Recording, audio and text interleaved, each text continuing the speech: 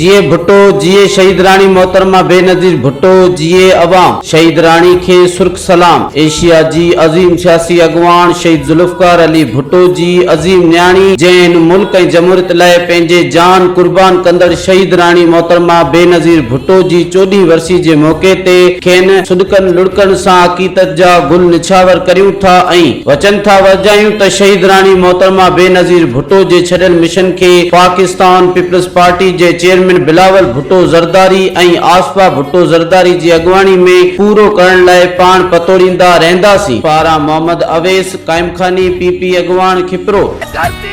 आपको पुकार रही है, मुझे पुकार रही है और इसलिए मैं इस तारीखी लियाकत बाग में आई हूँ।